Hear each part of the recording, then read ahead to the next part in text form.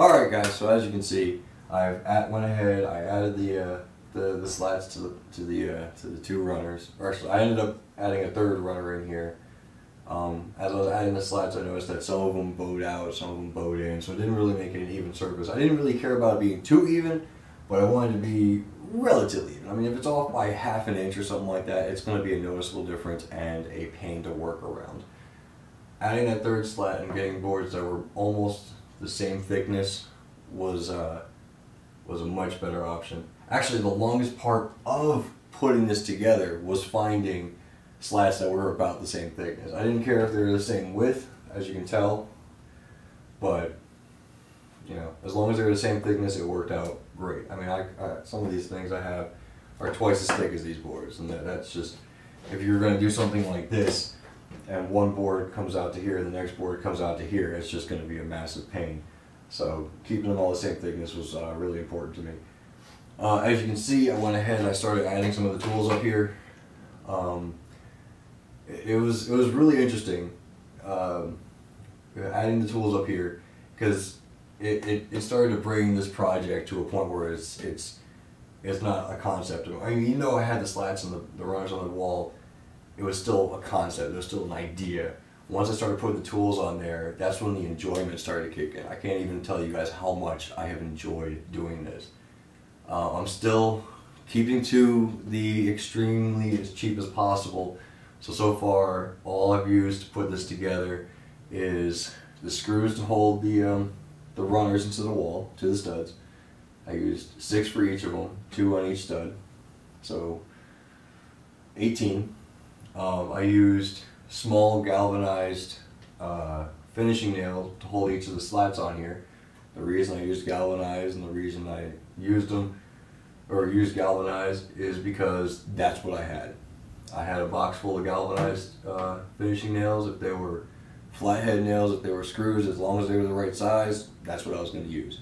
I made sure to pre-drill everything because this wood is very dry. It's old, it's been beat on enough already. Some of it, I mean, like even right here, there's maybe a 1/4 inch of wood. No, I don't even say that, maybe like an 1/8 inch of wood right behind this spot. All around it, there's plenty, there's like 1/4 inch of wood or a 1/2 inch of wood, but right here, there's not much wood there. So I pre-drilled everything because I do not want this wood to start to split. I used finishing nails to hold all these tools up here. And one of the things I did was once again, I pre-drilled it. I put the nail in far enough that the tool will still be there. I put the tool on here, for example this wrench, put it on there, visualize about where the tool was no longer touching the nail, and then I took the tool back off, grabbed the nail with a set of grips on that spot, and I gave it a slight bend upward. So the tool will still sit flat on the wall, but after, with the part where the overhang, I guess you can call it, of the nail is bent upward. That way when I'm working on this thing, I'm banging away on it, none of these things want to fall off onto me, onto my feet, onto the floor. So everything, gravity is pulling everything back onto the wood. Let's see here. On this side, keeping with the as cheap as possible, I put this guy together. This is all out of scrap wood. This was all out of scrap wood. Actually, this and this right here are actually made out of a. I got a desk that was falling apart. I pulled the drawers out of it, and I was just going to keep the hardware. And I took one of the drawers, and the drawer had just been busted up. It was no longer together. I thought, well, I had the wood, so I ended up using, here's what's left of it, one of the sides, ran through the table saw, and I made, you know, these guys. This is a really simple fix, or this is a really simple build. I just laid all of the nut drivers out on the table, figured out, okay, give them enough space, have them all running, you know, parallel to each other. Give them enough space where, you know, they're not going to be on top of each other and everything else. Then I said, okay, it's about this wide. I marked it with a pencil, cut it on the table saw, and I took that piece and I ripped it down the middle, because I knew I was going to need a piece down here. And then I just figured out, really, an alarm's going to go off right now. Yeah, so I figured out about how wide each of these parts were going to be. I figured out where the middle of this piece was. And I drew little circles, little X's and whatnot. Figured, okay, is it gonna fit there? Yes, it's gonna fit there. All right, go ahead and drill it. And then I cut a V shape going into it using the bandsaw. One of the things I did slightly differently with this, instead of like that you can't see, is I had two small, I mean these things were maybe 1/4 inch screws. And I put them in the back on the bottom here. So I probably put it right about here, right about here. And I had them sticking out just a little bit, that way that this right here isn't parallel to the floor. It's actually tilted back towards the wall a little bit. Once again, going with the idea that gravity's going to want to pull these things back towards the wall as opposed to off onto the floor. This right here, I don't know if you can see that from there, genuine hickory. This was a hammer handle that I originally kept so that I could use the basic, I just get a basic idea of the measurements for it because I was going to remake the handle. Then I decided altogether to just completely do a different design for the hammer handle. So I didn't need this anymore. So it was actually just sitting around until I ended up throwing it away. And I ended up, as I was trying to figure out what to use as a bar here, I looked over and I just happened to see it sitting there. I thought, oh, that would work out really well. And what this is here for is this is where my pliers are going to sit. Right on here just like this. I have a row of them I'll put up here. The reason they're not on there is I made a mistake. And it's a little bit too far away from the wall. By maybe, I'm going to even say maybe a 1/2 inch or so. So I am going to take this back off, cut off a little bit of the wood, put it back together, put it back on the wall, and then I'll have my pliers sitting up there. Yeah, I cannot express enough to you. Oh my gosh! Alright, so I can't express enough to you guys just how much of a joy this has been to build. I have a chair sitting here because just to know about where I'm going to be sitting, so I know whatever is going to be in my reach while I'm sitting down. And I can just sit here and just stare at it and just figure out, like, I mean, all this space right here, as far as you guys are concerned, is completely empty. As far as I'm concerned, it's already taken up. I already know what's going to go here. I know what's going to go over here. I know what's going to go up here. It's going to be, well, obviously it's going to be the rest of the sockets.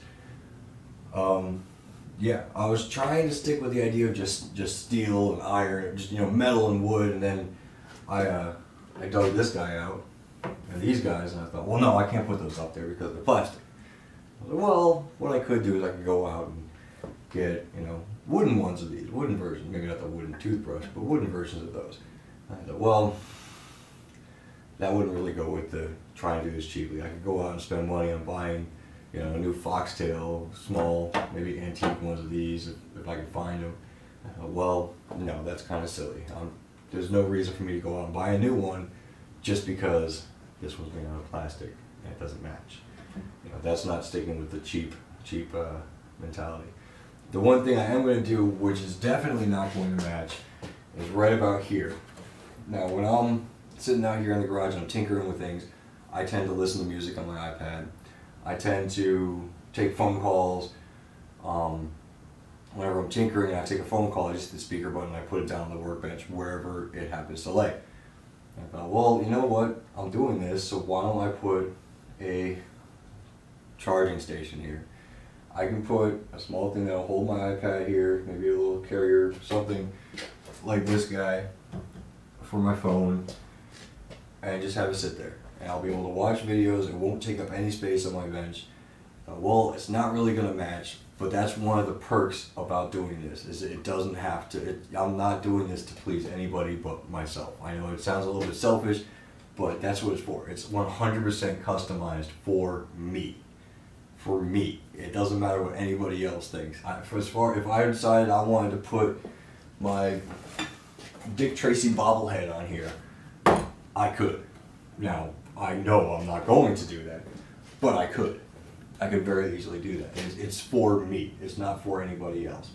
You don't have to think, well, that's not, you can sit there at home and think, that's not the best place for those pliers there. That's not the best place for your levels. That's not the best place for these guys. That's not the best place for this guy. You can think that all you want. And what I would suggest you do with that information is when you do this for yourself, don't put it there.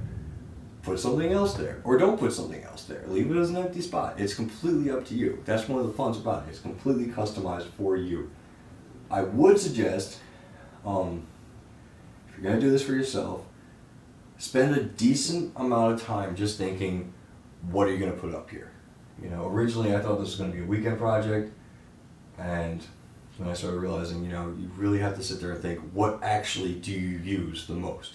Because the last thing you want to do is, say I'm tinkering here, and I need, let's say I didn't put my nut drivers up here, and I need my nut drivers.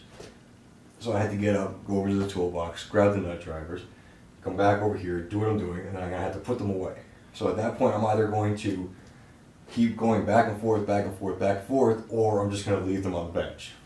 And that's the purpose of this, is so I don't have to leave anything on the bench. So yes, these things have to be here. They have to be low because I'm going to be sitting when I'm using them. I'm not going to be tinkering with small parts and needing to use these guys. If I'm using these guys or these guys, I'm probably going to be standing up and working on it on my table, which is what you guys were on. So absolutely, that's something I'm going to be standing up with. This guy right here, for example, I'm not going to be making sawdust down here. I'm not. I'm going to be making sawdust on the table. So I'm not going to come over here and sit down, grab this, stand back up. I mean, that sounds kind of silly, but if you think about it, I'm only going to be using this while I'm standing. So if it's up here, or if it's up here, if it's up high, that's fine. Now you could put it down low, but the thought about that is it's going to take up a spot where something that you are going to use while you're sitting down could be. You know, if I had the nut drivers up here and I'm sitting down, I'm going to have to stretch and reach, or I'm going to have to stand up to grab them. I don't want to have to do that. I want it to all be right there, easily accessible, and that's the magic of this. That's the purpose, the entire purpose of this build.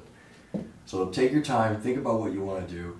If you're considering or even thinking you might, I could do that, do it. Find, you know, even if it takes you a couple of weeks or whatever, just put the boards on the wall and just leave it like that, you know, until you figure out what you want to do. Just leave it like that. And then as time goes on, just put your wrenches up there, or put your nut drivers over there, you know, just to get it start going. Once you start it going, you're going to realize just how much enjoyment you're going to get out of this type of build. So I absolutely suggest you guys try and do it. I started doing this, I thought, it's just whatever. Let's put it up there. Just like a lot of other people, I saw videos of them doing it on YouTube, where they're just like, okay, I did this. This is how I did it. Whew. Okay, in the next episode, we're going to talk about this. This is freaking great. I finished this up, or I didn't even finish it up. I was working on this thing, and I already figured out, you know what? I could put another one right there. I could put another one on that wall over there. And if you want to make it longer, what you can do is, since you're somewhat limited to the length of the runners, you can either go out and buy yourself 2x4s or something of that nature, or you can take the runner. Let's say the runner ends here, and there's a stud right here. Take your next runner and put it right underneath it, right into the same stud, and continue on. You won't notice the difference when you have these slats up here. The only thing I would suggest you watch out for is, let's say for this one right here, the runner's down here. So when you're hanging a nail up here, if you decide to do so, just don't slam the bejeebus out of it, because you might break this piece off. That's all. You know, take your time, and you'll get just a ridiculous amount of enjoyment out of a project like this. I guarantee it. I guarantee it. So thank you guys so much for watching. I'm sorry it's taking longer than I thought it was going to, but it's going to be worth it in the long run. It's going to be so much more worth it in the long run. Yeah, thank you guys so much for watching. If you're enjoying this type of build, if you're enjoying things like this, believe me, I have a lot more fun stuff coming down the pipeline. I have a lot of plans for things, and I'm really looking forward to getting them, especially on this work table, because I'll be able to bring you guys along for some things that I want to tinker on this work table to show you guys. So feel free to subscribe if you haven't already.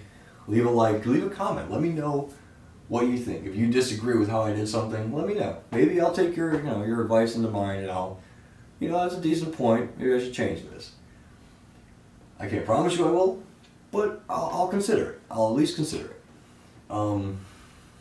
Let me know if you decide to do this for yourself. Let me know. Send pictures. Post pictures, you know. Post a video. Just leave a link to it in the comments. Let me know. Yeah. Alright. I'm going to stop rambling on and on right now because I'm sure this video is getting incredibly long. So thank you so much for watching. Again, bye-bye.